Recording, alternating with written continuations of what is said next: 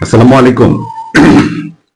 গত সপ্তাহখানেক ধরে, এক সপ্তাহ ধরে, হ্যাঁ, আমার মানে কাস্টমার কেয়ার নাম্বার যেটা, এটাতে ফোন আসছে, ওটা আমি রিসিভ করি, সবসময় রিসিভ করি, আননোন নাম্বার।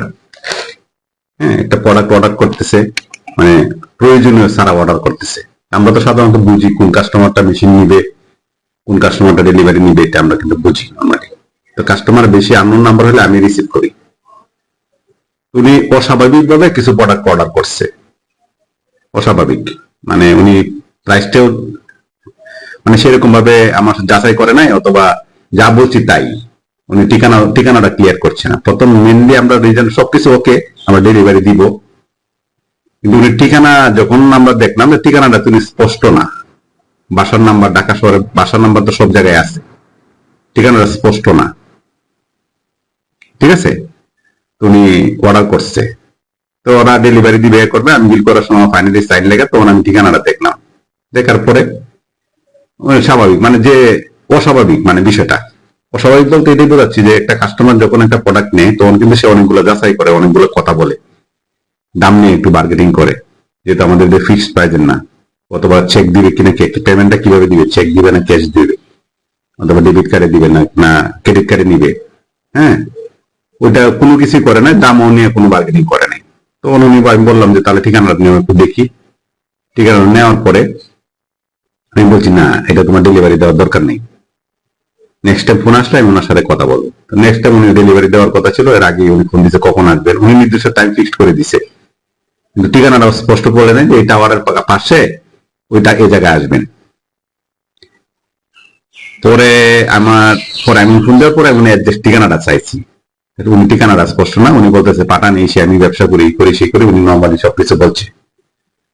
বলার পরে আমার সন্দেহ লাগছে আর কি। তো আমি মালটা আছে, ঠিক আছে আমরা পাঠাই দেবো আজকে না কালকে। উনি আবার সন্ধ্যার সময় ফোন দিচ্ছে, মানে ওনার এত আগ্রহ। তো বিষয়টা হচ্ছে আমি তখন বুঝছি যে এরকম কেস আমি ব্যবসার লাইনে আমি অনেকবার পাইছি। একটা হচ্ছে হয়রানি করা, আর একটা হচ্ছে আপনার এই মেশিন নিয়ে গেলে তারপর যে বাসায় যাবে, বাসা একটা ঠিক করে রাখবে, এখান থেকে মেশিনটা আমরা নিয়ে সেট আপ করে, জাস্ট বলে এরা সেট আপ করে না, নর্মালি এখানে বলে যে এখানে রাখেন, রাখে পানি লাইনটা এখানে এ করেন এরকম ভাবে করে বলবো তাও চলুন বিলটা নিয়ে আসি। বিলটা নিয়ে নিতে যখন আপনার ব্যাংকে যাবে, ব্যাংকের কথা বলবেন আর এইগুলির কথা বলবেন, তখন ওই মেশিনটা নিয়ে চলে যাবে, এই বাসা যাবেন, ওই বাসা খুঁজে পাবেন না, মেশিনও নিয়ে যাবে, টাকাও যাবে, এ করে যাবে। এরকম করে আমার অনেকগুলো কেস আছে। এই কেসগুলো সাধারণত আমার যারা একদম কাছের, যারা আমার এখানে চাকরি করতো, অথবা আমার ঘরে ছিল, অথবা আমার এখানে চা নাস্তা করছে, হুম, যারা আমার এখানে খাওয়া দাওয়া করছে, অথবা আমার এখানে একবার আসছে, অথবা সে খুব কাছের, তারা এই কাজগুলো করছে, আমার সাথে ক্ষতি করছে আর কি আমাকে। এরকম ধরেন মানে 1-1.5 কোটি টাকা হবে। আমার ব্যবসা জীবনের কথা বলতেছি, যে ওই দিন যে মানে 2 দিন আগে যে অর্ডারটা দিচ্ছে, তো ওইটাও প্রায় লাখ খানেক টাকার অর্ডার। মানে আমার খুব কাছের লোকের, আমি বুঝছি, আগে বুঝতাম না, আগে আমি এগুলা রিমাইন্ডিং এ নিতাম না। ব্যবসা হইতে পারে, মানে এত অসুবিধা নেই, কিন্তু খেয়াল করতাম না যে এই জিনিসটা হয়। এখন আমি খেয়াল করি, খুব ভালোভাবে খেয়াল করি, মানে কি ব্যাপার, কিভাবে যাবে, কি হবে না হবে, সবগুলো আমি খেয়াল করি। খেয়াল করার পরে দেখছি ধরা গেছে, আমি যখন আপনি স্ক্যান করলাম তখন বুঝলাম যে এটা সামথিং রং। আমি একটু টাইম নিলাম, কারণ আমি যে কোনো বিষয়ের টাইম 2 দিন টাইম নিই। পরের দিন ওনাকে মেশিন ডেলিভারি দেওয়ার কথা, ওনাকে ডেলিভারি দিইনি। ঠিক আছে, মানে কেন একটু পর মানে এমন ভাবে ফোন দিচ্ছে মনে হচ্ছে যে উনি এটা অ্যাডভান্স করছে, উনি আমার কাছে টাকা দিয়ে রাখছে, আমি কেন ডেলিভারি দিচ্ছি না। মানে জিনিসটা এরকম না যে আমার কাছে শুধু আছে, পৃথিবীতে আর কারো কাছে নাই, অথবা বাংলাদেশে কারো কাছে নাই, সবার কাছে কিন্তু আছে। পরের দিন ডেলিভারি দিলাম না, তখন এই যে আমি যেটা ভাবছি, যেটা স্ক্যান করলাম, ওইটাই। ঠিক আছে, তো যে এই কাজটা করছেন সে এর আগে আরো 3বার করছেন, এটা 4 নাম্বার ছিল। মানে সে একদম কাছের আমার আমার খুব ভালো সম্পর্ক, এবং তাকে আমি প্রায় 15 বছর 16 বছর তাকে আমি হেল্প করছি, মানে একদম খাওয়া দাওয়া থেকে শুরু করে ল্যাংটার থেকে শুরু করে মনে করেন যে সবকিছু হেল্প করছি। সে আমার এই কাজটা করছে, মানে এই ক্ষতিটা সে আমার কাছে করছে। ঠিক আছে, তো তাকে কিছু বলার নাই, আমার কিচ্ছু বলবো না, মানে আমি একটু সতর্ক হয়েছি আর কি।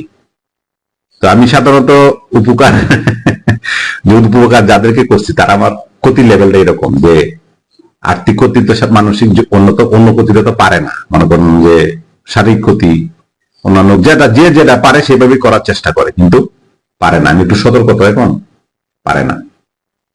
তো আমি তাকে মানে ফেসবুকে অন গালি দিলে আমি আমার পেজ বের করা তো মনিটাইজেশন অন করা, এটা আবার এটাতে অ্যাড আসে না। আমি গালিও দিতে চাচ্ছি না যে করার জন্য। তো আমি কিন্তু সাধারণত দেখতে গেলে যে আমি প্রায় 1.5 যুগ মনে হচ্ছে বেইমানদের, মানে বেইমান বলা যাবে না, তারা এই ক্যাটাগরি এদের সাথে ছিলাম। তো এখনো বিষয়টা এরকম। তো উনি ফোন করে মনে করেন যে আমাকে মানে মেশিন ডেলিভারি দিন এদিকে উনি আমাকে মনে করেন যে আমার বাপ দাদা 14 গোষ্ঠী সবার মনে করেন যে শিফটিং এ সে গালি গালাজ করছে আমাকে ফোন করে, মানে 12 হোয়াটসঅ্যাপে এতে আমি ধরি নাই, আননোন নাম্বারে ফোন দিয়েছে আমার সাথে এরকম ব্যবহার করছে। পরে আমি তো আর বলছি যে ভাই আপনি মনে করেন না যে বিষয়টা, কারণ আপনাকে যদি আমি যাই আপনাকে কেন মনে করেন যে আপনি তো মনে ঘোড়া চিনেন না, হর্স যাকে বলে, ওদের যখন যে মিলন হয় দেখছেন, মানে ভালোবাসাটা হয়, আমি আপনাকে এই স্টাইলই করতাম, ভাষাটা এইভাবে ইউজ করছি, এই স্টাইলই করতাম। কিন্তু বিষয়টা আপনি তো আমার সাথে, আপনি তো আমার শত্রু না, আপনাকে কি ইউজ করতেছে, এই কারণে আপনি এই কাজটা করতেছেন, এই কারণে আপনাকে স্টাইলটা করি, এই স্টাইলে আপনাকে করি নাই, নাহলে কিন্তু স্টিক হর্সের স্টাইলে আপনার বাসায় গিয়ে আপনার বউয়ের সামনে অথবা আপনার বউ মিলে একসাথে এক স্টাইলে করতাম।